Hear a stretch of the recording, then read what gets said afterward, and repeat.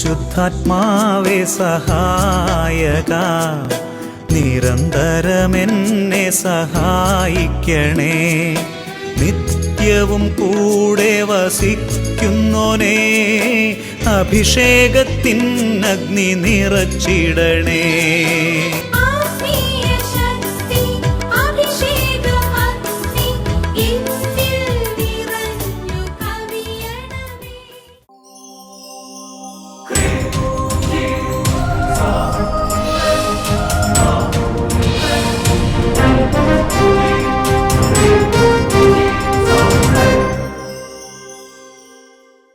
Praise the Lord. Praise the Lord. Hallelujah. Hallelujah. അഭിഷേകാഗ്നിയുടെ എല്ലാ പ്രേക്ഷകർക്കും യേശു ക്രിസ്തുവിൻ്റെ ധന്യനാമത്തിൽ കൃപയും സമാധാനവും.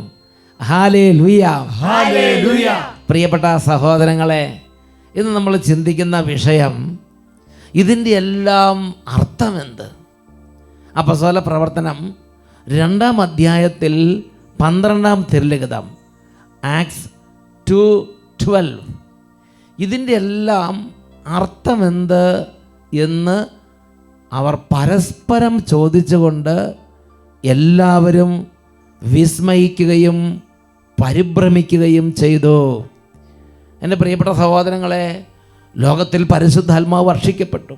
പന്തക്കോസ്താ സുദിനത്തിൽ എല്ലാവരുടെ മേലും ആത്മാവിൻ്റെ വലിയ വർഷമുണ്ടായി. പരിശുദ്ധാത്മാവിൻ്റെ വളരെ പ്രകടമായ വലിയ തരത്തിലുള്ള മാനിഫെസ്റ്റേഷൻസ് ഉണ്ടായി. എല്ലാവരും ഭാഷാപരങ്ങളിൽ സംസാരിക്കാൻ തുടങ്ങി. സ്ലിഹന്മാരെല്ലാവരുടെ മേലും അഗ്നിജ്വാലകൾ പോലെ നാവുകൾ വന്ന് നിറഞ്ഞു. ഇതെല്ലാം കണ്ട് ചുറ്റുവട്ടത്തുണ്ടായിരുന്ന ആത്മാവിൻ്റെ അഭിഷേകം കിട്ടാത്തവർ ചോദിക്കും, ഇതിൻ്റെ എല്ലാം അർത്ഥമെന്ത്? എന്താണ് ഈ സംഭവിക്കുന്നത്? അവർ ഓടിക്കൂടി കാര്യങ്ങൾ കണ്ടു. അവർ ചോദിച്ച ചോദ്യമാണ്, ഇതിൻ്റെ എല്ലാം അർത്ഥമെന്ത്? അവർ വിസ്മയിക്കുകയും പരിഭ്രമിക്കുകയും ചെയ്തു. എൻ്റെ പ്രിയപ്പെട്ട സഹോദരങ്ങളെ, ഈ കാലഘട്ടത്തിൽ അച്ഛന് 3 പതിറ്റാണ്ടോളമായി കർത്താവിൻ്റെ ശുശ്രൂഷ, അസംഖ്യം 10,000-കണക്കിന് അത്ഭുതങ്ങൾ യേശുവിൻ്റെ നാമത്തിൽ സംഭവിക്കുകയാണ്. ഒരുപാട് പ്രകടമായ അത്ഭുതങ്ങൾ, മാനസാന്തരങ്ങൾ, പരിശുദ്ധാത്മ വർഷം കർത്താവ് നമ്മുടെ കൺമുമ്പിൽ കാണിക്കുകയാണ്. അനേക ജനതകൾ അത് കണ്ടു. ടെലിവിഷനുകളുടെ അഭിഷേകാഗ്നി വചനം കേട്ടുകൊണ്ടിരുന്ന ഓരോ കുടുംബങ്ങളിൽ തന്നെ കർത്താവിൻ്റെ വളരെ പ്രകടമായ ഇടപെടലുണ്ടായി. ഇതിൻ്റെ എല്ലാം അർത്ഥം എന്ത്? ഞാൻ ഓർക്കുന്നുണ്ട്, ഒരു കുടുംബം ഇവിടെ അട്ടപ്പാടിയിൽ സിയോനിൽ വന്നു. ആ കുടുംബം ഒരിക്കൽ പോലും യേശുവിനെ കുറിച്ച് കേട്ടിട്ടില്ല. ഒരു സ്നേഹിത, ഒരു ബന്ധു ആ സഹോദരിയോട് പറഞ്ഞു, ഇത് അട്ടപ്പാടിയിൽ യേശുവിൻ്റെ സ്ഥലമുണ്ട്, അവിടെ കുരിശിൻ്റെ ചുവടുണ്ട്, ആ കുരിശിൻ്റെ ചുവട് പ്രാർത്ഥിച്ചാൽ വലിയ അത്ഭുതങ്ങളുണ്ട്, യേശു ജീവിക്കുന്നുണ്ട്. ആ സഹോദരി വന്നു, ആദ്യമായിട്ട് യേശുവിനെ കുറിച്ച് കേൾക്കുകയാണ്. വന്ന് അവിടെ ഇരുന്നു, ഈശോ പ്രകടമായി ഇടപെട്ടു. ആ അനുഭവം നമുക്കൊന്ന് ശ്രദ്ധിച്ച് തുടർന്നുള്ള ശുശ്രൂഷയ്ക്ക് വേണ്ടി ഒരുങ്ങാം. ഞാൻ പാലക്കാട് കടമ്പുഴിപ്പുറം നിന്ന് വരുന്നു. എൻ്റെ പേര് ശ്യാമ എന്നാണ്.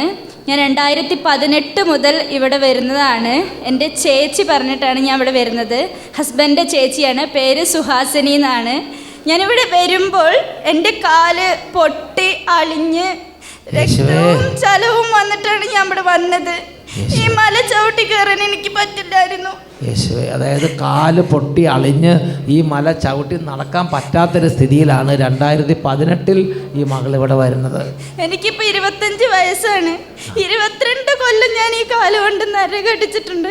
22 വർഷവും ഈ കാലിങ്ങനെ. അപ്പോൾ ഒരു ചെറുപ്പത്തിൽ 4-5 വയസ്സായപ്പോൾ ചെറുപ്പം മുതൽ ഇങ്ങനെ തന്നെയായിരുന്നു. ചെറുപ്പം തൊട്ട് കാല് പൊട്ടി അളിയുന്നൊരവസ്ഥയായിരുന്നു. അങ്ങനെ 22 വർഷം സഹിച്ചു ആ രോഗമായിട്ട്.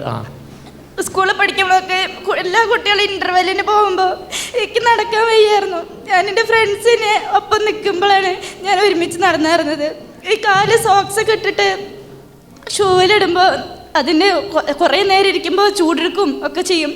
ഞാൻ തുണി ചുറ്റിയിട്ടാണ് ഷൂവിൻ്റെ ഉള്ളിൽ ഇട്ടായിരുന്നത്.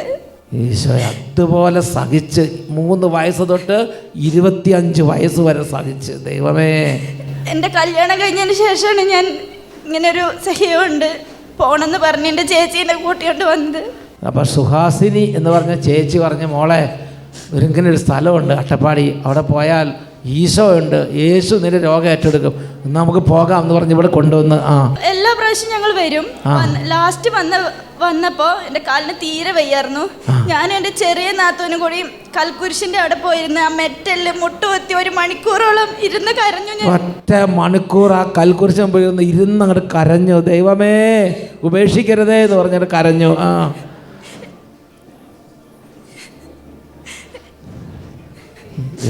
എനിക്ക് എൻ്റെ കാല് തിരിച്ചു തന്നു എൻ്റെ മാതാവും എൻ്റെ കർത്താവും. കാലൊരു കുഴപ്പമില്ല. എൻ്റെ കാല് മുഴുവൻ ഈ ചേനയുടെ പുറന്തോല് ചെത്തിയ പോലെ ചുവപ്പും കറുപ്പും കളറായിട്ടാണ് നിന്നായിരുന്നത്. ഇപ്പൊ നോക്കി ഒരു കേടുമില്ലാത്ത പുതിയ കാല്, നല്ല കാല് കൊടുത്ത്. മറ്റേത് ചേന ചെത്തി വെച്ചത് മാതിരിയുള്ള കാലായിരുന്നു. അത് ഒരു മരുന്നും ഞാൻ കഴിച്ചിട്ടില്ല. ഞാൻ എല്ലാ മരുന്നും ഞാൻ കഴിച്ചിട്ട് സ്റ്റോപ്പാക്കിയതാണ്. ഞാൻ എല്ലാ ദിവസവും ഞാൻ പ്രാർത്ഥിക്കുമായിരുന്നു. പക്ഷെ എൻ്റെ കാലിന് ഇങ്ങനെ തന്നെ ഉണ്ടാവുള്ളൂ, ഇനി ഞാൻ മാറില്ല, എൻ്റെ കാലത്ത് ജീവിതകാലം മൊത്തം ഞാനിത് സഹിക്കാനുള്ളതാണെന്ന് വിചാരിച്ച് ഞാൻ പിന്നെ പ്രാർത്ഥിച്ചില്ല. ഞാൻ പിന്നെ ഒരു ദിവസം ഞങ്ങൾ ആശുപത്രി പോയപ്പോൾ എൻ്റെ അമ്മയ്ക്ക് വയ്യാണ്ട് പോയതാണ്. പെട്ടെന്ന് എൻ്റെ ചേച്ചി തന്നെയാണ് അത് കണ്ടത്. ആശുപത്രിയിൽ നിന്ന് പറഞ്ഞു, ശ്യാമ എൻ്റെ കാല് മാറിയിടുമെന്ന് പറയുമ്പോഴാണ് ഞാൻ ശ്രദ്ധിക്കണത്. ആ ചേച്ചീൻ്റെ കാല് മാറിയിറക്കണു. ചേച്ചി പറഞ്ഞു ശ്യാമ കാല് സുഖപ്പെട്ടു എന്ന് പറഞ്ഞ് ഇവിടെ വന്ന് കൽക്കുരിശിൽ അവിടെ നിന്ന് 1 മണിക്കൂർ ഇരുന്ന് കരഞ്ഞിട്ട് പോയതാ. പിന്നെ പിറ്റേ ആഴ്ച നോക്കുമ്പോൾ ക്ലിയർ അല്ലേ? കർത്താവ് പിറ്റേ ആഴ്ച തന്നെ സംഭവിച്ചു അല്ലേ? കർത്താവ് അത്ഭുതകരമായൊരു ഹീലിംഗ് കൊടുത്ത് അങ്ങനെ. എന്താ കഴിഞ്ഞ മാസമാണ് എന്നാ വന്നത്? ഞാൻ കഴിഞ്ഞ മാസം 19-ാം തീയതി വന്നിരുന്നു. ഞാൻ സാക്ഷ്യം പറഞ്ഞിട്ടുണ്ടായിരുന്നില്ല. എനിക്ക് അസഹനീയമായ ശ്വാസം മുട്ടായിരുന്നു. ആ ശ്വാസം മുട്ടിയിട്ട് എനിക്ക് ഇങ്ങോട്ട് വരാൻ പറ്റില്ലായിരുന്നു. ഞാൻ ടൈഫോയിഡൊക്കെ ആയിട്ട് ഒരു 10 ദിവസം അഡ്മിറ്റ് ആവലൊക്കെ കഴിഞ്ഞ് എന്നാലും ഞാൻ വന്നു. ഇൻഹീലറൊക്കെ കൈ പിടിച്ചിട്ടാണ് വന്നത്. എനിക്കൊരു പ്രശ്നം ഉണ്ടായില്ല. ഞാൻ ഇവിടെ വന്നിട്ട് ഞാൻ പോകുമ്പോൾ കഴിഞ്ഞ 19-ാം തീയതി വന്നപ്പോൾ ഇവിടെ ഒരു സാക്ഷ്യം കേട്ടു. ഡൽഹിയിൽ നിന്ന് വന്നൊരു ഏട്ടൻ, അയാൾക്ക് ആസ്മയായിരുന്നു. അവരുടെ ആസ്മ ഈ ഇവിടുത്തെ വെള്ളം കുരിശ് മലയിൽ വെഞ്ചിരിച്ച വെള്ളം ലേശം ഡൽഹിയിലേക്ക് കൊണ്ടുപോയി. ഈ 17 വർഷം ആസ്മ ഉണ്ടായിരുന്ന ഒരാൾ ആ വെള്ളം കുടിച്ചപ്പോൾ കംപ്ലീറ്റ് ഹീലിംഗ് കിട്ടിയ കാര്യം സാക്ഷ്യം കേട്ടു. കഴിഞ്ഞ 19-ാം തീയതി, കഴിഞ്ഞ മാസം 19-ാം തീയതി അത് കേട്ടിട്ട് ഞാൻ കൊണ്ടുപോയിരുന്നു. പക്ഷെ അവിടെ വെക്കുകയായിരുന്നു ഞാൻ. ഇപ്രാവശ്യം ഞാൻ കൊണ്ടുപോയപ്പോൾ അത് കുടിച്ചു. 7 പ്രാവശ്യം വിശ്വാസ പ്രമാണം ചൊല്ലി രാവിലെയും വൈകുന്നേരം ഓരോ മിടുക്കും ഞാൻ വിശ്വാസത്തോടെ ഞാൻ കുടിച്ചു. എനിക്ക് ആസ്മയുടെ മരുന്ന് ഞാൻ കണ്ടിന്യൂസ് കഴിക്കണം, ജീവിതകാലം മൊത്തം കഴിക്കണം എന്ന് പറഞ്ഞ ഡോക്ടറാണ്. ഞാൻ ആ മരുന്നും ചീട്ടും ഡോക്ടറെ കാണിച്ചിട്ട് ഞാൻ എൻ്റെ മാതാവിൻ്റെ മുന്നിൽ കൊണ്ടുവന്ന് വെച്ചു. ഞാൻ എൻ്റെ കർത്താവിൻ്റെ അടുത്ത് കരഞ്ഞപേക്ഷിച്ചു. എനിക്ക് ഈ മരുന്നൊന്നും കഴിക്കാൻ വയ്യ, കർത്താവിന് എന്നെ സുഖപ്പെടുത്തി തരണമെന്ന് പറഞ്ഞു. ഈ ഞായറാഴ്ച അടുത്ത മാസം 2-ാം ശനിയാഴ്ച ഞാൻ വരുമ്പോൾ സാക്ഷ്യം പറഞ്ഞുകൊണ്ട് പറഞ്ഞു, ഇന്ന് വരെ ഒരു മരുന്നും ഞാൻ കഴിച്ചിട്ടില്ല. അത് മാറി. അതാണ് കുട്ടി ആദ്യം തന്നെ വന്ന് പറഞ്ഞത്, എൻ്റെ കർത്താവും എൻ്റെ മാതാവും എനിക്ക് തുണ ചെയ്ത് സഹായിച്ചു എന്ന് പറഞ്ഞുകൊണ്ടാണ് തുടങ്ങുന്നത് തന്നെ. വലിയ അത്ഭുതം കേട്ടോ. എൻ്റെ ഭർത്താവിന് ജോലി സ്ഥലത്ത് നിന്ന് പോരേണ്ടി വന്നു. 3 വർഷം വീട്ടിലിരുന്നു. കാല് പൊട്ടി ആക്സിഡൻ്റായി. ഞങ്ങൾ 0-ലായി. അവിടുന്ന് ഞങ്ങൾ ഇവിടെ വന്നു. അപ്പോഴും എൻ്റെ ചേച്ചിയും പിന്നെ ഒരു ഏട്ടനും കൂടി വന്ന് വട്ടേലച്ചനെ കണ്ടു. എല്ലാം ശരിയാവുമെന്ന് പറഞ്ഞു പോയി. ഇന്ന് അദ്ദേഹം സൗദിയിലാണ്. അതും പാർട്ട്ണറായിട്ടാണ് ഇപ്പോൾ വർക്ക് ചെയ്യണത്. കർത്താവിനോട് എത്ര നന്ദി പറഞ്ഞാലും എനിക്ക് തീരില്ല. കർത്താവ് അതുപോലെ കർത്താവ്. പിന്നെ കടബാധ്യത 4 ലക്ഷം കട എടുത്തു. അത് ഞങ്ങൾക്ക് അടയ്ക്കാൻ പറ്റിയില്ല. ആ 3 കൊല്ലം ഇട്ട് വീണു. 6 ലക്ഷം 7 ലക്ഷം ആയി. ഇപ്പൊ അതിനൊരു പരിഹാരം കണ്ടു. കർത്താവ് അതിനൊരു solution. Praise the Lord. Praise the Lord. Hallelujah. Hallelujah. എൻ്റെ പ്രിയപ്പെട്ട സഹോദരങ്ങളെ, എന്താണ് ഇതിൻ്റെ എല്ലാം അർത്ഥം? ഇതുപോലെ 10,000-കണക്കിന് ജീവിതങ്ങളിൽ സ്വർഗം നേരിട്ട് ഇടപെട്ട് പ്രകടമായ അത്ഭുതങ്ങൾ ചെയ്യുകയാണ്. ഒരു കാര്യം സുഖപ്പെടുത്തുക എന്നുള്ളതാണോ ഇതിൻ്റെയൊക്കെ ലക്ഷ്യം? അല്ലെങ്കിൽ ഒരു കടം വീട് 4 ലക്ഷം കടം വീട്ടുക എന്നുള്ളതാണ് ഇതിൻ്റെയൊക്കെ ലക്ഷ്യം? എൻ്റെ പ്രിയപ്പെട്ട സഹോദരങ്ങളെ, എന്താണ് ഇതിൽ നിന്നുള്ള ദൈവത്തിൻ്റെ ഹിതം എന്താണ്? ഇത് കാണുകയും കേൾക്കുകയും ചെയ്യുന്ന നമ്മളെക്കുറിച്ചുള്ള ദൈവത്തിൻ്റെ ഹിതം എന്താണ്? യോഹന്നാൻ സുവിശേഷത്തിൽ 6-ാം അധ്യായത്തിൽ 28-29 തിരുലിഖിതങ്ങൾ.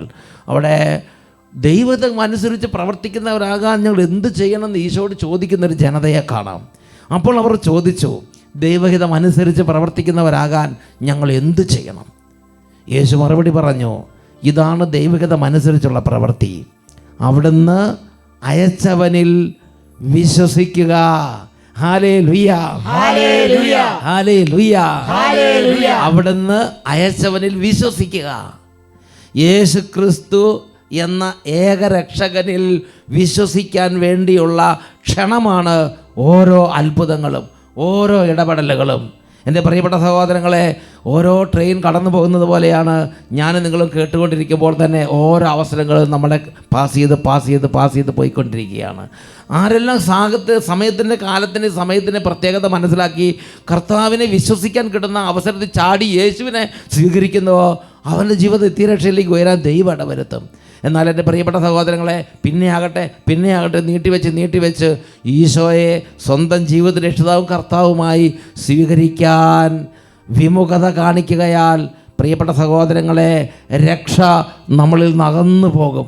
അതുകൊണ്ട് ഈ ഓരോ സംഭവങ്ങളും ഞാൻ നിങ്ങൾ കേൾക്കാൻ ഇടവരുന്നത്, കാണാൻ ഇടവരുന്നത്, എൻ്റെയും നിങ്ങളുടെയും ജീവിതകാലത്ത് ഞാനും നിങ്ങളും മരിക്കുന്നതിന് മുമ്പ് നമ്മുടെ കൺമുമ്പിൽ ഇതുപോലെ പ്രകടമായ അത്ഭുതങ്ങളും ഇതുപോലുള്ള ദൈവത്തിൻ്റെ ചെയ്തികളെല്ലാം കേൾക്കാനും കാണാനും ഇടവരുത്തുന്നത് എൻ്റെയും നിങ്ങളുടെയും ആത്മാവിനെ സ്വർഗത്തിൽ കൊണ്ടുപോകാൻ ആഗ്രഹിക്കുന്ന, എൻ്റെയും നിങ്ങളുടെയും ആത്മാവിനെ നിത്യജീവനിലേക്ക് ഉയർത്താൻ ആഗ്രഹിക്കുന്ന പിതാവിൻ്റെ പ്രവൃത്തിയാണ്. ഉച്ചത്തിൽ പറഞ്ഞേ ഹല്ലേലൂയ, ഹല്ലേലൂയ. ഇപ്പോൾ ഒന്ന് എഴുന്നേറ്റ് ഒന്ന് പ്രാർത്ഥിച്ചിട്ട് നമുക്ക് വീണ്ടും ഇരിക്കാം. എല്ലാവരും എഴുന്നേറ്റ് വന്നേ, ഈ സമയം പ്രാർത്ഥിക്കാൻ പോവുകയാണ്. പ്രിയപ്പെട്ട സഹോദരങ്ങളെ, ഇതാ ഈ സമയം യേശു ക്രിസ്തുവിൻ്റെ നാമത്തിൻ്റെ ശക്തി ഭവനങ്ങളിൽ വ്യാപരിക്കുകയാണ്. അനേക രോഗികൾ സുഖം പ്രാപിക്കുമ്പോൾ നമുക്ക് ചികിത്സ ആശുപത്രിയിൽ പോകാനുള്ള ബുദ്ധിമുട്ട് ഒഴിവാക്കാൻ വേണ്ടിയാണെന്ന് വിചാരിക്കരുത്. നിങ്ങളുടെ കുടുംബത്തിൽ പ്രകടമായ അത്ഭുതങ്ങൾ സംഭവിക്കും. അത് നമ്മുടെ ചെറിയ ചില പ്രശ്നങ്ങൾ പരിഹരിച്ച് ആശ്വസിപ്പിക്കുക എന്നത് മാത്രമാണ് ലക്ഷ്യമെന്ന് വിചാരിക്കരുത്. നമ്മളുടെ സങ്കീർണ സാഹചര്യങ്ങളിൽ നമുക്ക് സമാശ്വാസം നൽകുന്നതോടൊപ്പം ദൈവത്തിൻ്റെ പരമമായ ലക്ഷ്യം യേശു ക്രിസ്തു എന്ന ഏകരക്ഷകനെ ഹൃദയം കൊണ്ട് സ്വീകരിച്ച് നിത്യജീവന്റെ അവകാശികളാകുക എന്നുള്ളത് തന്നെയാണ്. ഉച്ചത്തിൽ പറഞ്ഞേ ഹല്ലേലൂയ, ഹല്ലേലൂയ. അതുകൊണ്ട് ഈ സമയം ഇങ്ങനെ പ്രാർത്ഥിക്കുക. കർത്താവെ, എൻ്റെ ആത്മാവ് നിത്യജീവനിൽ പ്രവേശിക്കാൻ ഇന്ന് ഈ കുടുംബത്തിൻ്റെ അത്ഭുതം നടക്കട്ടെ. കർത്താവെ, എൻ്റെ ജീവിതത്തിൽ സഹായം ചെയ്യണമേ. എനിക്ക് എൻ്റെ കർത്താവിനെ എൻ്റെ ഹൃദയം സമർപ്പിക്കണം. എൻ്റെ കുടുംബം മുഴുവൻ എൻ്റെ കർത്താവിന് സമർപ്പിക്കണം. എൻ്റെ കർത്താവിനെ രക്ഷിതാവ് നാഥനുമായി സ്വീകരിക്കണം. എനിക്ക് യേശു ക്രിസ്തുവിൻ്റെ രക്ഷ അനുഭവിക്കണം. ആ ഒരു ആഗ്രഹം വേണം. ആ സമയം തന്നെ യേശുവിൻ്റെ നാമത്തിൽ പ്രകടമായ സൗഖ്യങ്ങൾക്ക് വേണ്ടി പ്രാർത്ഥിക്കുക. യേശുവിൻ്റെ നാമത്തെ മഹത്വപ്പെടുത്താൻ വേണ്ടി പിതാവായ ദൈവം അത് ചെയ്യും. അത് പിതാവിൻ്റെ സന്തോഷമാണ്. ഉച്ചത്തിൽ പറഞ്ഞേ ഹല്ലേലൂയ, ഹല്ലേലൂയ. കുട്ടികളെ, എല്ലാ കുട്ടികളും ഉണരുക, എല്ലാ കുട്ടികളും ഒരുമിച്ച് കൂടുക. ഒത്തിരി നാളായി കുട്ടികളെയൊക്കെ കണ്ടിട്ട്. ചിൽഡ്രൻ, നിങ്ങൾ ഒന്നിച്ച് വന്ന് പ്രാർത്ഥിക്കുക. ഈ സമയം ജീസസ് ഈസ് ദ ലോർഡ് എന്നൊരു അനോയിൻറ്റിങ് നിങ്ങളുടെ ഹൃദയങ്ങളിലേക്ക് കർത്താവ് നൽകും.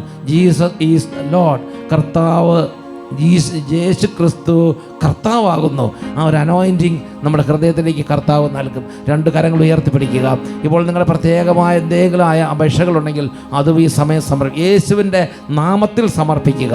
യേശുവിൻ്റെ നാമത്തിൻ്റെ മഹത്വത്തിന് വേണ്ടി പിതാവിൻ്റെ ഒരു പ്രവൃത്തി ഇപ്പോൾ കാണാൻ ആഗ്രഹിക്കുക. ഉച്ചത്തിൽ സ്തുതിക്കുന്നു. Hallelujah, hallelujah, hallelujah. പിതാവേ, യേശുവിൻ്റെ നാമത്തെ മഹത്വപ്പെടുത്തണമേ. പിതാവേ, യേശുവിൻ്റെ നാമത്തെ മഹത്വപ്പെടുത്തണമേ. പിതാവേ, യേശുവിൻ്റെ നാമത്തെ മഹത്വപ്പെടുത്തണമേ. പിതാവേ, യേശുവിൻ്റെ നാമത്തെ മഹത്വപ്പെടുത്തണമേ. ഇപ്പോൾ വൻ കാര്യങ്ങൾ സംഭവിക്കട്ടെ. അനേക തലമുറകളായുള്ള പാരമ്പര്യ രോഗങ്ങൾ സൗഖ്യം പ്രാപിക്കട്ടെ. അപകടത്തെ തുടർന്ന് ഒടിഞ്ഞു കിടക്കുന്ന അസ്ഥികൾ കൂടിച്ചേരട്ടെ. ഇപ്പോൾ ആസ്മ രോഗങ്ങൾ സൗഖ്യം പ്രാപിക്കട്ടെ. ഹൃദ്രോഗങ്ങളിൽ അത്ഭുതങ്ങൾ സംഭവിക്കട്ടെ. ത്വക്ക് രോഗങ്ങൾ സൗഖ്യം പ്രാപിക്കട്ടെ. ഉണങ്ങാത്ത വ്രണങ്ങൾ ഉണങ്ങി കരിഞ്ഞ് സൗഖ്യമാകട്ടെ. കർത്താവേ, ഈ സമയം എല്ലാ ഹൃദയങ്ങളും യേശുവിലേക്ക് ഉണരട്ടെ. യേശുവിന്റെ നാമത്തെ വിളിച്ചപേക്ഷിക്കട്ടെ. യേശുവിന്റെ നാമത്തെ ആരാധിക്കട്ടെ. Glory, glory, glory, glory, glory. Oh glory, glory, glory, glory, glory, glory. രണ്ട് കരങ്ങൾ ഉയർത്തി ഉച്ചത്തിൽ സ്തുതിക്കുന്നു. താമസം വരുത്തുകയില്ല. വാഗ്ദാനം പാലിക്കാൻ ദൈവം ഒരു നാളും കാലതാമസം വരുത്തുകയില്ല. വിശ്വാസിയോ, വാഗ്ദാനങ്ങൾ നാളെയല്ല ഇന്ന് തന്നെ അനുഭവിക്കും. വിശ്വാസിയോ, വാഗ്ദാനങ്ങൾ നാളെയല്ല ഇന്ന് തന്നെ അനുഭവിക്കും. കരങ്ങളടിച്ച് കരഞ്ഞു നടന്നവരെ കറ്റ ചുമക്കും വിജയം വരവായി. വിത്ത് ചുമന്ന് കരഞ്ഞു നടന്നവരെ കറ്റ ചുമക്കും വിജയം വരവായി. ഇന്നു വിതച്ചാൽ ഇന്നു വിളവ്, ഇപ്പോൾ സ്തുതിച്ചാൽ ഇപ്പോൾ കനിവ്. ഇന്നു വിതച്ചാൽ ഇന്നു വിളവ്, ഇപ്പോൾ സ്തുതിച്ചാൽ ഇപ്പോൾ കനിവ്. കണ്ണീര് തോരുന്ന കാലമായി ഇന്ന്, കണ്ണീര് തോരുന്ന കാലമായി ഇന്ന്, കണ്ണീര് തോരുന്ന കാലമായി. കൈകൾ ഉയർത്തി ഉച്ചത്തിൽ സ്തുതിക്കുന്നു. കണ്ണുനീരിൽ കുതിർന്ന ജീവിതങ്ങളെ ഇപ്പോൾ സ്പർശിക്കണമേ, ഇപ്പോൾ ഇടപെടണമേ. അനേക രോഗികൾ ഇതാ പ്രാർത്ഥിക്കുന്ന കർത്താവേ, ഒരു ബെത്സേദ കുളങ്കരയായി മാറട്ടെ. ഓരോ കുടുംബങ്ങളിൽ ഇപ്പോൾ യേശുവിന്റെ നാമത്തിൽ അത്ഭുതങ്ങൾ നടക്കട്ടെ. കൈകൾ ഉയർത്തി ഉച്ചത്തിൽ സ്തുതിക്കുന്നു. സമയമായി ആരോഗ്യം പ്രാപിക്കും നേരമായി, രോഗങ്ങൾ അകലുന്ന സമയമായി ആരോഗ്യം പ്രാപിക്കും നേരമായി. കണ്ണീര് തോരുന്ന കാലമായി, കഷ്ടങ്ങൾ മാറുന്ന നേരമായി. കണ്ണീര് തോരുന്ന കാലമായി, കഷ്ടങ്ങൾ മാറുന്ന നേരമായി. കണ്ണീര് തോരുന്ന കാലമായി ഇന്ന്, കഷ്ടങ്ങൾ അകലുന്ന സമയമായി. കണ്ണീര് തോരുന്ന കാലമായി ഇന്ന്, കഷ്ടങ്ങൾ അകലുന്ന സമയമായി. ഇന്നു വിതച്ചാൽ ഇന്നു വിളവ്, ഇപ്പോൾ സ്തുതിച്ചാൽ ഇപ്പോൾ കനിവ്. ഇന്നു വിതച്ചാൽ ഇന്നു വിളവ്, ഇപ്പോൾ സ്തുതിച്ചാൽ ഇപ്പോൾ കനിവ്. കണ്ണീര് തോരുന്ന കാലമായി ഇപ്പോൾ ഇടപെടണമേ. തളർന്ന ഹൃദയങ്ങളെ തൊടണമേ. ജീവിതങ്ങളിലേക്ക് അത്ഭുതങ്ങൾ ഭക്ഷിക്കണമേ. എല്ലാ കുടുംബങ്ങളിലേക്ക് അങ്ങനെ അത്ഭുതങ്ങൾ ഭക്ഷിക്കണമേ. കൈകൾ ഉയർത്തി സ്തുതിക്കുന്നു.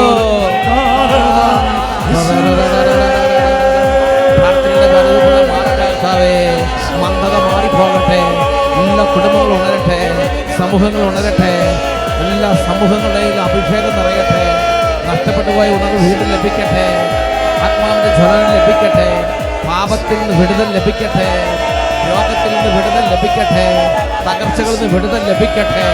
കണ്ണുനീരിൽ കുതിർന്ന ജീവിതങ്ങളെ കർത്താവെ ഇപ്പോൾ കൈകൾ പിടിച്ച് ഉയർത്തണമേ. അത്ഭുതങ്ങൾ സംഭവിക്കട്ടെ. Glory glory glory glory glory glory glory glory. Hallelujah hallelujah hallelujah. ആരാധന ആരാധന ആരാധന. യേശുവേ യേശുവേ യേശുവേ യേശുവേ യേശുവേ യേശുവേ. Hallelujah hallelujah. ആരാധന ആരാധന ആരാധന. Hallelujah hallelujah. Praise the Lord. Praise the Lord. Hallelujah hallelujah. എല്ലാവരും അവരവരുടെ സീറ്റുകളിലേക്ക് ഇരിക്കുക. പ്രിയപ്പെട്ട സഹോദരങ്ങളെ, നമ്മൾ കേട്ടതുപോലെയുള്ള പ്രകടമായ അത്ഭുതങ്ങൾ പിതാവായ ദൈവം യേശുവിൻ്റെ നാമത്തിൽ നാം ജീവിച്ചിരിക്കെ നമ്മുടെ കൺമുമ്പിൽ സംഭവിക്കാൻ ഇടവരുത്തുന്നതും അത് നമ്മൾ കാണാനും കേൾക്കാനും ഇടവരുന്നതിൻ്റെ അർത്ഥം ഞാനും നിങ്ങളും മനസ്സിലാക്കണം. ഇതിൻ്റെ എല്ലാം അർത്ഥം എന്ത് എന്ന് ഞാനും നിങ്ങൾ ചിന്തിക്കണം. ഇത് വെറുതെ സംഭവിക്കുന്നതാണോ? ഈ കാര്യം ഞാൻ എന്തിനു കേട്ടു? ഈ കാര്യം എൻ്റെ ദൈവം എൻ്റെ കാതുകൾ എന്തിനു കേൾപ്പിച്ചു? എൻ്റെ കണ്ണുകൾ കൊണ്ട് ഇത് കാണാൻ എൻ്റെ ദൈവം എന്തിനിടവരുത്തി? ഞാനും നിങ്ങളും ഒന്ന് ചിന്തിക്കണം. ഇതിൻ്റെ എല്ലാ അർത്ഥമെന്ത് എന്ന് ആ വലിയ സമൂഹം അന്ന് ആശ്ചര്യപ്പെട്ട് ചോദിച്ചു, ചിന്തിച്ചു, ആലോചിച്ചു, സംസാരിച്ചു, പറഞ്ഞു. എൻ്റെ പ്രിയപ്പെട്ട സഹോദരങ്ങളെ, ഞാനും നിങ്ങളും യേശു ക്രിസ്തു എന്ന വ്യക്തിയെ അറിയണമെന്ന് ദൈവം ആഗ്രഹിക്കുന്നു. അതാണ് യോഹന്നാൻ്റെ സുവിശേഷത്തിൽ 6-ാം അധ്യായത്തിൽ 28-29 വാക്യങ്ങളിൽ നമ്മൾ വായിച്ചത്. ദൈവഹിതമനുസരിച്ച് പ്രവർത്തിക്കുന്നവരാകാൻ ഞങ്ങൾ എന്തു ചെയ്യണം? യേശു പിതാവിൻ്റെ ഇഷ്ടം അവർക്ക് വെളിപ്പെടുത്തി കൊടുത്തു. ഇതാണ് ദൈവഹിതമനുസരിച്ചുള്ള പ്രവൃത്തി. അവിടുന്ന് അയച്ചവനിൽ വിശ്വസിക്കുക. അവിടുന്ന് അയച്ചവനിൽ വിശ്വസിക്കുക എന്നതാണ് ഞാനും നിങ്ങളും ചെയ്യേണ്ട പരമപ്രധാനമായ കാര്യമെന്ന് ദൈവത്തിൻ്റെ മനസ്സറിയുന്ന ഈശോ നമ്മളെ പഠിപ്പിച്ചു. എൻ്റെ പ്രിയപ്പെട്ട സഹോദരങ്ങളെ, എന്താണ് അതിൻ്റെ കാരണം? അതിൻ്റെ കാരണം നമ്മുടെ ജീവിതത്തിലേക്ക് നിത്യജീവൻ തരാൻ പിതാവ് ആഗ്രഹിച്ചു, പിതാവ് തിരഞ്ഞെടുത്തു. അതുകൊണ്ടാണ് ഞാൻ നിങ്ങളിത് കേൾക്കുന്നത്. പിതാവ് തിരഞ്ഞെടുത്തു. യോഹന്നാൻ്റെ സുവിശേഷത്തിൽ 6-ാം അധ്യായത്തിൽ 44-ാം തിരുലിഖിതം, യോഹന്നാൻ്റെ സുവിശേഷം 6-ാം അധ്യായം 44, എന്നെ അയച്ച പിതാവ് ആകർഷിച്ചാലല്ലാതെ ഒരുവനും, എത്ര ബുദ്ധിയുള്ളവനായിക്കോട്ടെ, എത്ര മിടുക്കനായിക്കോട്ടെ, എത്ര നല്ല പ്രവൃത്തി ചെയ്യുന്ന, എത്ര കഴിവുള്ളവനായിക്കോട്ടെ, എന്നെ അയച്ച എൻ്റെ അപ്പൻ, എൻ്റെ സ്വർഗസ്ഥനായ പിതാവ് ആകർഷിച്ചാലല്ലാതെ, തിരഞ്ഞെടുത്താലല്ലാതെ, കൂട്ടിയോജിപ്പിച്ചാലല്ലാതെ ഒരുവനും എൻ്റെ അടുക്കലേക്ക് വരാൻ കഴിയുകയില്ല. അന്ത്യദിനത്തിൽ ഞാൻ അവനെ ഉയർപ്പിക്കും എന്ന് പറഞ്ഞാൽ, യേശുവിൻ്റെ അടുത്തേക്ക് ഒരാളെ കൊണ്ടുവരിക എന്ന് പറഞ്ഞതിൻ്റെ അർത്ഥം പിതാവ് തിരഞ്ഞെടുത്തു എന്നുള്ളതാണ്. യേശു ക്രിസ്തുവിൻ്റെ സ്വന്തമാകാൻ, യേശു ക്രിസ്തുവിനെ രക്ഷിതാവ് നാഥനുമായി സ്വീകരിക്കാൻ പിതാവായ ദൈവം തിരഞ്ഞെടുത്തു എന്നതാണ് ഞാനും നിങ്ങൾ യേശുവിനെ കുറിച്ച് കേൾക്കാൻ ഇടവന്നു എന്നതിൻ്റെ അർത്ഥം. എൻ്റെ പ്രിയപ്പെട്ട സഹോദരങ്ങൾ, ഞാനിത് പറയുമ്പോൾ എൻ്റെ മനസ്സിലൊരു സംഭവമുണ്ട്. ഒരു പളനിയിൽ നിന്നുള്ള ഒരു വലിയ കൗണ്ടർ, ആ കൗണ്ടർ ഒരു ദിവസം പാലക്കാട് ടൗണിൽ വന്നു. അന്ന് പാലക്കാട് ടൗൺ ഹാളിൽ ശുശ്രൂഷ ചെയ്യുന്ന ആദ്യ കാലഘട്ടങ്ങളാണ്. അപ്പോൾ ആ ടൗൺ ഹാളിൽ ശുശ്രൂഷയെക്കുറിച്ച്, ശുശ്രൂഷ മാസത്തിൽ ഒരു ദിവസമാണ് നടക്കുന്നത്. അപ്പോൾ പത്രങ്ങളിൽ പരസ്യം കൊടുക്കും സംഘാടകർ. അവർ കൊടുത്ത പരസ്യം ഇങ്ങനെയാണ്: പാലക്കാട് ടൗണിൽ യേശു ക്രിസ്തുവിനെ കുറിച്ച് പ്രസംഗിക്കപ്പെടുന്നു. പ്രിയപ്പെട്ട സഹോദരങ്ങൾ, ഈ വാർത്ത പളനിയിലിരുന്ന കൗണ്ടർ പത്രം വായിച്ചപ്പോൾ കണ്ടു. ഉടനെ കൗണ്ടർ അവിടെ നിന്ന് പുറപ്പെട്ട് പാലക്കാട് എത്തി. എന്നോട് പറഞ്ഞു, പളനിയിൽ വന്ന് യേശു ക്രിസ്തുവിനെ പ്രസംഗിക്കണം. അപ്പം ഞാൻ അദ്ദേഹത്തോട് സംസാരിച്ചു. അദ്ദേഹം വളരെ ധനാഢ്യനായ ഒരു മനുഷ്യനാണ്. അദ്ദേഹം ഒരിക്കൽ പോലും യേശു ക്രിസ്തുവിനെ കുറിച്ച് മുമ്പ് പറഞ്ഞിട്ടില്ല. അപ്പോൾ ഞാൻ ചോദിച്ചു, എന്താണ് നിങ്ങൾ യേശു ക്രിസ്തുവിനെ കുറിച്ച് ഞാൻ അന്വേഷിക്കാൻ കാരണം? അപ്പോൾ അദ്ദേഹം പറഞ്ഞു, എൻ്റെ ചെറുപ്പം തൊട്ട് എൻ്റെ ഏറ്റവും വലിയ ആഗ്രഹമാണ് എനിക്ക് ദൈവത്തെ കാണണം, എനിക്ക് വിശുദ്ധി വേണം, എനിക്ക് ദൈവത്തെ കാണണം. എനിക്ക് അതുപോലെ സമ്പത്തുണ്ട്, ഒരുപാട് സ്ഥാപനങ്ങളുണ്ട്, എല്ലാം ഉണ്ട്. എനിക്ക് ലോകത്തിന് രോഗം മാറേണ്ട ആഗ്രഹം, ഒന്നും രോഗമൊന്നുമില്ല, നല്ല ആരോഗ്യമുള്ള ശരീരം, നല്ല കുടുംബം, എല്ലാം സെറ്റപ്പാണ്. എനിക്ക് ഒറ്റ ആഗ്രഹം ഉണ്ടായിരുന്നല്ലോ, എനിക്ക് ദൈവത്തെ കാണണം. ചെറുപ്പം തൊട്ടേ എൻ്റെ മനസ്സിൻ്റെ ആഗ്രഹമാണ് എനിക്ക് ദൈവത്തെ കാണണം, അതിന് വിശുദ്ധി വേണം. അങ്ങനെ വിശുദ്ധിക്ക് വേണ്ടി അദ്ദേഹം പലതും ചെയ്തു. പലതരത്തിലുള്ള വഴികൾ അന്വേഷിച്ചു. ഓരോ മതങ്ങളിലും ഓരോ വഴികളുണ്ടല്ലോ. എല്ലാ വഴികളും അവർക്കറിയാവുന്ന പുസ്തകങ്ങൾ വായിച്ചു, പഠിച്ചു, സൽകൃത്യങ്ങൾ ചെയ്തു, പുണ്യപ്രവർത്തികൾ ചെയ്തു, ദാനധർമ്മങ്ങൾ ചെയ്തു, നേർച്ച കാഴ്ചകൾ ചെയ്തു, തീർത്ഥാടനങ്ങൾ ചെയ്തു, ഒരുപാട് കാര്യങ്ങൾ അദ്ദേഹം ചെയ്ത്, അസംഖ്യം പണം മുടക്കി അദ്ദേഹം ചെയ്ത് ഒരുപാട് കാര്യങ്ങളെക്കുറിച്ച് പറഞ്ഞു. എന്നിട്ട് അദ്ദേഹത്തിന് ഞാൻ ചോദിച്ചു, ഇപ്പോഴത്തെ വയസ്സ് എത്രയായി? വയസ്സ് 50-ൻ്റെ അടുത്തെത്തിയിട്ടുണ്ട്. എന്നിട്ട് ദൈവത്തെ കണ്ടോ, വിശുദ്ധി കിട്ടിയോ? അദ്ദേഹം പറഞ്ഞു, എനിക്ക് വിശുദ്ധി കിട്ടിയില്ല, എൻ്റെ മനസ്സിൽ വിശുദ്ധി ആയിട്ടില്ല. ഞാൻ വളർന്നു വരുന്നതനുസരിച്ച് എൻ്റെ പാപവും ശക്തി പ്രാപിച്ചു, അല്ലാതെ എനിക്ക് വിശുദ്ധി കിട്ടിയിട്ടില്ല. എൻ്റെ പ്രിയപ്പെട്ട സഹോദരങ്ങളെ, ഞാൻ ചോദിച്ചു, പിന്നെ എങ്ങനെയാണ് ഇപ്പോൾ നിങ്ങൾ സന്തോഷിക്കുന്നത്? അപ്പോൾ അദ്ദേഹം പറഞ്ഞു, അങ്ങനെ ഞാൻ വേദനിക്കുകയായിരുന്നു, എനിക്ക് വിശുദ്ധി വേണം, എനിക്ക് ദൈവത്തെ കഴിഞ്ഞ് വേദനിക്കുകയായിരുന്നു, എനിക്ക് മറ്റ് സന്തോഷങ്ങളെല്ലാം പോയി, എനിക്ക് വേദനയായിരുന്നു എൻ്റെ ഹൃദയത്തിൽ, എനിക്ക് ദൈവത്തെ കാണണം. അങ്ങനെ ഇരിക്കുമ്പോൾ ഒരു ദിവസം ഈ ഇങ്ങനെ ഒരു യാത്രയിലെ ഇടയിൽ ഈ പാലക്കാട് വഴിക്കോട്ട് കടന്നു പോകുന്ന സമയത്ത് പൊള്ളാച്ചിയുടെ അടുത്ത് വെച്ച് അദ്ദേഹത്തിന് യേശുവിൻ്റെ ഒരു ദർശനം ഉണ്ടായി. യേശുവിൻ്റെ ദർശനം ഉണ്ടായിട്ട് അദ്ദേഹം പറയുകയാണ്, യേശുവിൻ്റെ ഹൃദയത്തിൽ നിന്ന് ഇങ്ങനെ കിരണങ്ങൾ പുറപ്പെട്ട് വരികയായിരുന്നു. ആ കിരണങ്ങളുടെ ഉള്ളിൽ ഈ മനുഷ്യനായി തീർന്നു. കുറച്ചു നേരം അങ്ങനെ ഇരുന്നു. അദ്ദേഹം പറയാണ്, അദ്ദേഹത്തിൻ്റെ ജീവിതത്തിൽ അന്ധകാരങ്ങൾ മാറിപ്പോയി. അത് യേശുവിനെ ഒരു ദൈവമായി സ്വീകരിച്ചു. അദ്ദേഹത്തിൻ്റെ ഹൃദയം കഴുകപ്പെട്ടു, അദ്ദേഹത്തിൻ്റെ മനസ്സ് ഉണർന്നു, അദ്ദേഹത്തിന് ഭയങ്കരമായൊരു വിശ്വാസം. ആരും പഠിപ്പിച്ചിട്ടില്ല, ഒരാൾ പ്രസംഗിച്ചിട്ടില്ല, ഒരു പ്രസംഗം കേട്ടിട്ടില്ല. പക്ഷേ യേശുവിനെക്കുറിച്ച് അറിവ് കൊണ്ട് അദ്ദേഹം നിറഞ്ഞു, യേശുവിനെക്കുറിച്ചുള്ള സ്നേഹം കൊണ്ട് നിറഞ്ഞു, യേശുവിനെ ആരാധിക്കാൻ തുടങ്ങി. അദ്ദേഹം പറയുകയാണ്, എൻ്റെ ചെറുപ്പത്തിൽ എന്തെല്ലാം ഞാൻ ആഗ്രഹിച്ചോ ആ ഒരു നിറവ്, ആ ഒരു ദൈവൈക്യം എൻ്റെ ജീവിതത്തിൽ എൻ്റെ ദൈവം എനിക്ക് തന്നു. അതുകൊണ്ട് ഈ യേശുവാണ് എൻ്റെ ഹൃദയത്തെ വിശുദ്ധീകരിച്ചത്. അതുകൊണ്ട് എനിക്ക് ദൈവത്തിൻ്റെ ദൈവത്തിൻ്റെ അടുപ്പം എനിക്ക് കിട്ടി, അരിമയായി മാറാൻ എനിക്ക് പറ്റി. അതുകൊണ്ട് എല്ലാവരും ദൈവത്തിൻ്റെ അരിമയാകണം. അതിനുവേണ്ടി എൻ്റെ പട്ടണത്തിൽ വന്ന് യേശുവിനെ പ്രസംഗിക്കണമെന്ന് പറഞ്ഞ് പ്രസംഗിക്കാൻ വേണ്ടി വിളിക്കാൻ വന്നതാണ് പാലക്കാട് ടൗൺ ഹാളിലേക്ക്. എന്നുവെച്ചാൽ പറഞ്ഞേ, ഹല്ലേലൂയ. ഹല്ലേലൂയ. എൻ്റെ പ്രിയപ്പെട്ട സഹോദരങ്ങളെ, പളനിയിലെ ആ വലിയ കൗണ്ടർ എന്നോട് പറഞ്ഞ കാര്യം ഒരു നിസ്സാര കാര്യമായിട്ട് ഞാൻ ചിന്തിക്കുന്നില്ല. അത് അതിപ്രധാനമായ കാര്യമാണ്. അതാണ് യോഹന്നാൻ്റെ സുവിശേഷത്തിൽ 14-ാം അധ്യായത്തിൽ 6-ാമത്തെ തിരുലിഖിതം, യോഹന്നാൻ 14:6. യേശു പറഞ്ഞു, വഴിയും സത്യവും ജീവനും ഞാനാണ്, എന്നിലൂടെ അല്ലാതെ ആരും പിതാവിൻ്റെ അടുക്കലേക്ക് വരുന്നില്ല. ഒന്ന് ശ്രദ്ധിച്ചു നോക്കിക്കേ, ഒന്നും കൂടെ വായിച്ചേ, എല്ലാവരും ചേർന്ന് വായിച്ചേ. യേശു പറഞ്ഞു, വഴിയും സത്യവും ജീവനും ഞാനാണ്, എന്നിലൂടെ അല്ലാതെ ആരും പിതാവിന്റെ അടുക്കലേക്ക് വരുന്നില്ല. എന്നിലൂടെ അല്ലാതെ ആരും, എത്ര പുണ്യം ചെയ്ത വ്യക്തിയായിക്കോട്ടെ, എത്ര ദാനധർമ്മങ്ങൾ ചെയ്യുന്ന വ്യക്തിയായിക്കോട്ടെ, എത്ര മണിക്കൂറുകൾ തപസ് ചെയ്യുന്ന വ്യക്തിയായിക്കോട്ടെ, എത്രമാത്രം തപസ്സും പ്രാശ്ചിത്വം ചെയ്യുന്ന വ്യക്തിയായിക്കോട്ടെ, ഈ തപസ് കൊണ്ടോ പുണ്യം കൊണ്ടോ ദാനധർമ്മം കൊണ്ടോ ഒന്നും പിതാവിൻ്റെ പക്കലേക്ക് പോകാൻ പറ്റുകയില്ല. പിതാവിൻ്റെ പക്കലേക്ക് പോകാൻ പറ്റും. ഇംഗ്ലീഷ് യോഹന്നാൻ 14:6 നമ്മൾ പറഞ്ഞാണ്, no one comes to the father except through me, എന്നിലൂടെ അല്ലാതെ ആരും പിതാവിൻ്റെ അടുക്കലേക്ക് ആരും പിതാവിൻ്റെ അടുക്കലേക്ക് വരുന്നില്ല. എൻ്റെ പ്രിയപ്പെട്ട സഹോദരങ്ങളെ, ഇത് ഈശോ വളരെ ഗൗരവത്തിൽ പഠിപ്പിക്കുന്ന ഒരു ആത്മീയ സത്യമാണ്. യേശുവിലൂടെ മാത്രമേ പിതാവിൻ്റെ അടുക്കലേക്ക് പ്രവേശനമുള്ളൂ. വിശുദ്ധ യോഹന്നാൻ്റെ സുവിശേഷത്തിൽ 10-ാം അധ്യായം അതിൽ 7-ാം തിരുലിഖിതം, വിശുദ്ധ യോഹന്നാൻ്റെ സുവിശേഷം 10-ാം അധ്യായം അതിൽ ഈശോ പറയുകയാണ്, സത്യം സത്യമായി ഞാൻ നിങ്ങളോട് പറയുന്നു, ഞാനാണ് ആടുകളുടെ വാതിൽ. സ്വർഗത്തിലേക്കുള്ള വാതിൽ ഞാനാണ്. എന്നിലൂടെ അല്ലാതെ ഒരൊറ്റ ആളും സ്വർഗത്തിൽ പ്രവേശിക്കുകയില്ല, നിത്യജീവനിലേക്ക് പ്രവേശിക്കുകയില്ല. അതാണ് യോഹന്നാൻ്റെ സുവിശേഷം 10-ാം അധ്യായത്തിൽ 9-ാമത്തെ വാക്യം. യോഹന്നാൻ്റെ സുവിശേഷം 10:9. അവിടെ ഈശോ ഇത് അസന്നിഗ്ധമായി പ്രഖ്യാപിക്കുകയാണ്, എന്നിലൂടെ പ്രവേശിക്കുന്നവൻ രക്ഷ പ്രാപിക്കും, ഞാനാണ് വാതിൽ. I am the gate, I am the door.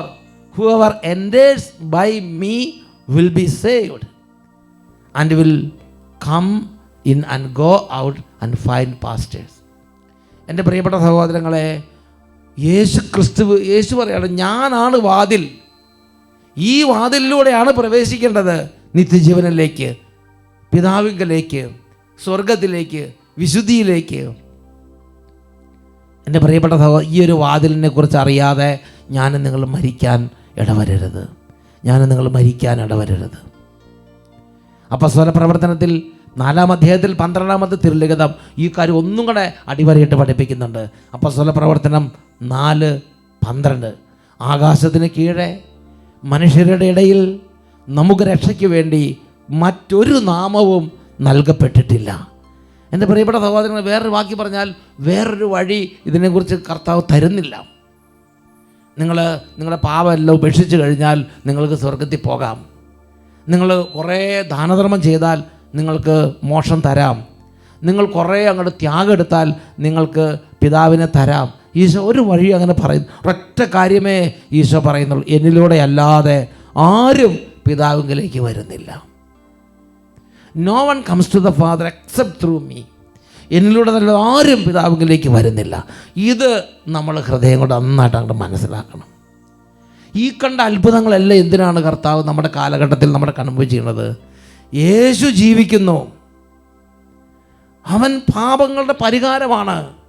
അവൻ എനിക്ക് വേണ്ടി ലോകത്തിൽ വന്നു, അവൻ കുരിശിൽ മരിച്ചു, എൻ്റെ പാപങ്ങൾ അവൻ ശരീരത്തിൽ വഹിച്ചു. അവൻ്റെ കുരിശ് മരണത്താൽ എൻ്റെ പാപങ്ങൾ ക്ഷമിക്കപ്പെട്ടിരിക്കുന്നു. ഞാൻ യേശുവിനെ എൻ്റെ ജീവിതത്തിലേക്ക് സ്വീകരിക്കാൻ കടപ്പെട്ടവനാണ്. ഈ യേശുവിലൂടെയാണ് പിതാവിലേക്ക് എനിക്കുള്ള മാർഗം, സ്വർഗത്തിലേക്കുള്ള വഴി ഈശോയാണ്. എല്ലാവരും ഒന്ന് എഴുന്നേറ്റ് നിന്നേ. ഈ സമയം നമ്മൾ പരിശുദ്ധ കുർബാന എഴുന്നള്ളിച്ച് വെച്ച് എൻ്റെ പ്രിയപ്പെട്ട സഹോദരങ്ങളെ, കർത്താവായ യേശു ക്രിസ്തുവിലുള്ള വിശ്വാസത്തിൻ്റെ ഒരു വർധനവിന് വേണ്ടി പ്രാർത്ഥിക്കണം. ഹൃദയം ജ്വലിക്കാൻ വേണ്ടി പ്രാർത്ഥിക്കണം. തീഷ്ണതയോടെ യേശു എന്ന ഏക രക്ഷകനെ അറിയാനും ആ ഏക രക്ഷകൻ്റെ അനുഭവത്തിൽ വളരാനും മറ്റുള്ളവരെ അറിയിക്കാനും അങ്ങനെ നിത്യജീവൻ സ്വന്തമാക്കാനും ഈ കർത്താവിൻ്റെ ഈ ഒരു ആരാധനയുടെ സമയത്ത് ഹൃദയപൂർവ്വം നമുക്ക് പ്രാർത്ഥിക്കാം. ലോകം മുഴുവനുള്ള സഹോദരി സഹോദരന്മാരെയും ഈ ആരാധന മുമ്പിൽ നമുക്ക് സമർപ്പിച്ച് നമുക്ക് പ്രത്യേകം പ്രാർത്ഥിക്കാം.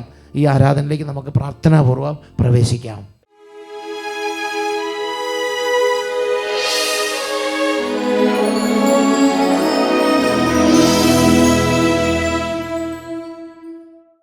Praise the Lord. ഹല്ലേലൂയ.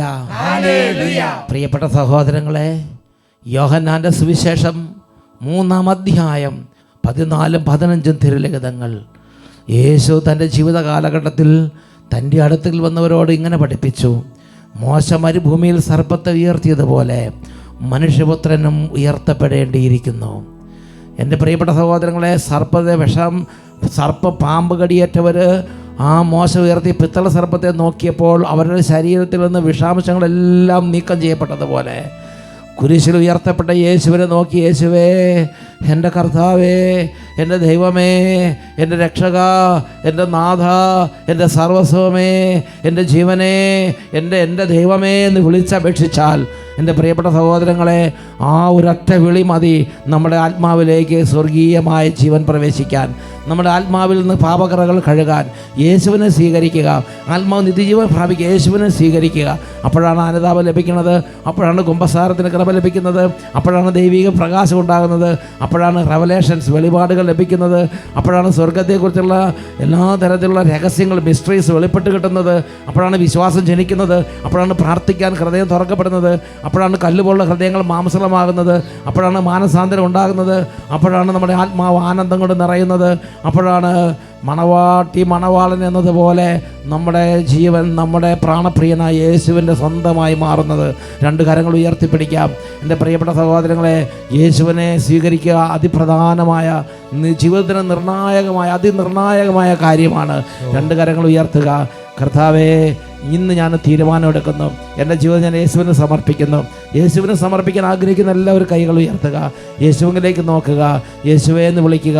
ആവർത്തിച്ച് വിളിക്കുന്നു, യേശുവേ, യേശുവേ.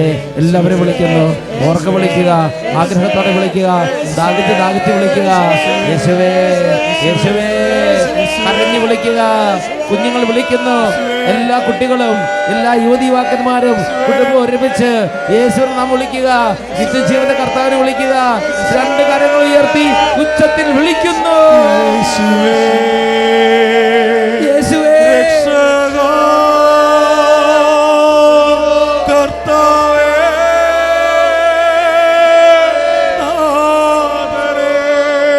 ഹൃദയപൂർവ്വം വിളിക്കുന്നു, യേശുവേ, യേശുവേ,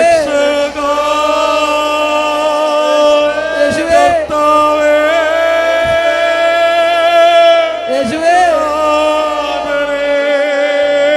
ആവർത്തിച്ച് വിളിക്കുക, വിളിക്കുക.